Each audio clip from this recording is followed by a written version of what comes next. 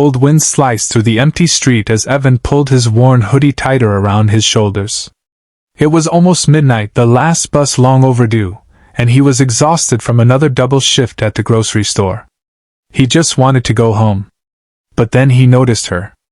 A woman stood alone near the flickering bus stop light, her arms wrapped tightly around herself.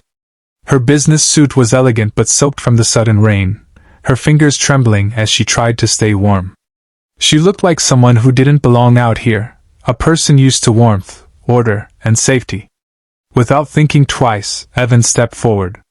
"Hey, you look freezing. Take my jacket," he said, already slipping it off. She blinked, startled. "No, I can't take that. You'll be cold." "I'm used to it," he said with a small smile. "You're not." She hesitated, then slowly accepted the jacket. The moment she wrapped it around her shoulders, her eyes softened, not with relief, but with something deeper. "Gratitude? Or recognition?" "You're very kind," she whispered. "Not many people would do that." Evan shrugged. "Everyone deserves kindness. Even strangers waiting for a bus." For a moment she studied him, as if trying to understand something unseen. Then she said quietly, "You have no idea how much this means right now." Evan didn't know it yet, but the woman standing before him wasn't just lost or cold. She was a powerful CEO whose life had just collapsed hours earlier, and his simple kindness was about to change everything for both of them. Evan didn't pry, but he could sense something heavy behind the woman's silence. She held his jacket close, like she was afraid of losing even this small moment of warmth. The rain slowed, but the street remained empty. No bus. No cars. Only the distant hum of the city. "I'm Evan," he finally said. She hesitated before answering. "Lena." A simple name, but she said it like she wasn't used to introducing herself without a title attached to it. "You okay?" he asked gently. She looked away. "It's been a long day." Evan nodded. "I get it. Long days have a habit of piling up on me too." A faint, unexpected smile appeared on her lips. She studied him for a moment, his tired eyes, his worn work shoes, the plastic grocery store name tag still clipped to his hoodie pocket. "You work late?" she asked. "Double shift," he said. "Trying to save enough for my sister's college. She's smart. Way smarter than me." There was honesty in his words, simple, raw, without any expectation of praise. Lena's expression softened even more. "You're doing a good thing." He shrugged again. "I just want her to have a chance." For a moment, Lena swallowed hard, blinking away something emotional. She hid it quickly, but not quick enough. Before Evan could respond, headlights turned the corner. A sleek black SUV slowed as it approached the bus stop. Evan assumed it was a rideshare, until the driver stepped out and rushed toward Lena. "Ma'am! We've been searching everywhere," the man said urgently. Evan stepped back, confused. "Ma'am?" Lena exhaled slowly, as if her real world had finally caught up to her. She turned to Evan, guilt and gratitude mixed in her eyes. "I didn't want anyone to find me," she whispered. "Not yet." Evan watched in confusion as the driver held an umbrella over Lena, speaking rapidly into a headset. Another car pulled up behind them, its tinted windows reflecting the bus stop's flickering light. "Ma'am, your board is waiting. We thought something terrible happened," the driver said, breathless. "Bored?" Evan stepped back, unsure if he should even be standing there. Lena raised her hand gently, stopping the driver's panic. "I just needed air, Mark. And space. And quiet." Her voice was steady, but there was exhaustion woven into every word. She looked at Evan again, this time with a sincerity that made him uncomfortable. "I'm not just Lena. I'm the CEO of Hartwell Innovations." Evan blinked. He'd seen that name before, on billboards, tech ads, even headlines. But the soaked, shivering woman borrowing his jacket didn't look like someone whose company shaped half the city's technology.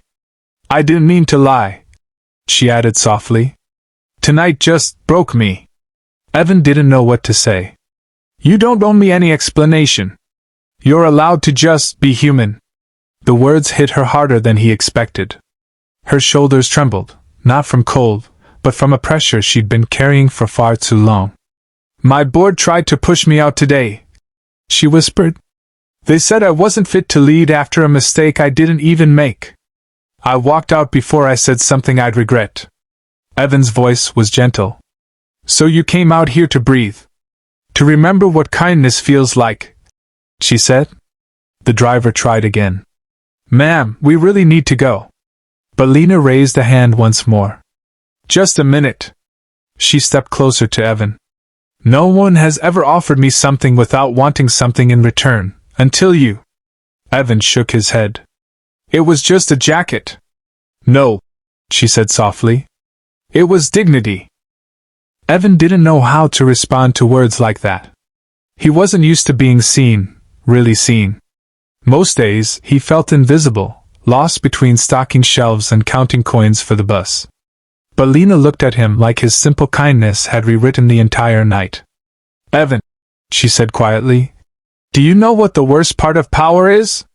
He shook his head. No one tells you the truth. No one cares if you're tired. No one asks if you're okay. They only ask what you can do for them.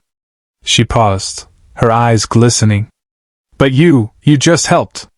He looked down at his shoes. Honestly, anyone would have done the same. Lena gently shook her head. No, they wouldn't have. The driver shifted uncomfortably, still waiting. But Lena wasn't done. She reached into the SUV and pulled out a sleek umbrella, holding it carefully over both of them. The gesture surprised Evan. It felt almost backwards, like she was returning the warmth he'd offered her. You're a good man, she said softly. And good people deserve good things. Evan laughed lightly. Well, I'm still waiting on those good things. But thanks. For the first time that night, Lena smiled, really smiled. Tomorrow, she said, come to my office. Ask for me directly. Evan blinked. Why? Because I want to help you the way you helped me, she said. And because I think I need someone honest on my team right now. Evan froze. A job? A chance? A doorway he never thought would open. I don't have the right clothes or degree or… You have integrity, she interrupted. I can teach everything else. The words settled between them, warm and hopeful, almost unreal. Will you come? She asked. After a long breath, Evan nodded. Yes. The next morning, Evan stood in front of the towering mirrored building of Hartwell Innovations, his palms sweating inside borrowed dress shoes 2 sizes too big. He almost turned back twice. What was he doing here? This place wasn't for people like him. But then he remembered Lena's trembling smile under his jacket, and how she said she needed someone honest. He stepped inside. A receptionist typed rapidly until she looked up, and froze. You're Evan, right? Her tone wasn't rude, just surprised, like she'd been told to expect him. Yes. I'm here to see Lena. Before she could respond, the elevator doors opened. Lena stepped out, her confidence restored, her business suit crisp and commanding. But when she saw him, her expression softened instantly. You came, she said warmly. You asked? Evan replied, still unsure if he belonged here. She guided him through hallways filled with glass walls and executives who instantly straightened when she passed. But Lena ignored them all, leading Evan into a bright office overlooking the entire city. I made a decision last night, she said, taking a seat. I'm restructuring my leadership team. I need people who remind me what real leadership is. Evan's eyebrows lifted. And you think that's me? You gave a stranger your jacket on the coldest night of her life, she said. That tells me everything. She handed him a small folder. Inside was a job offer, assistant operations coordinator. A salary he'd never imagined. Benefits his family desperately needed. Evan stared at it, overwhelmed. Lena, I don't know what to say. Say you'll let me return the kindness you showed me, she said. He swallowed hard. Okay. Yes. Lena smiled, a smile filled with hope, renewal, and gratitude. Sometimes the smallest act changes everything. And that cold night at the bus stop changed both of their lives forever.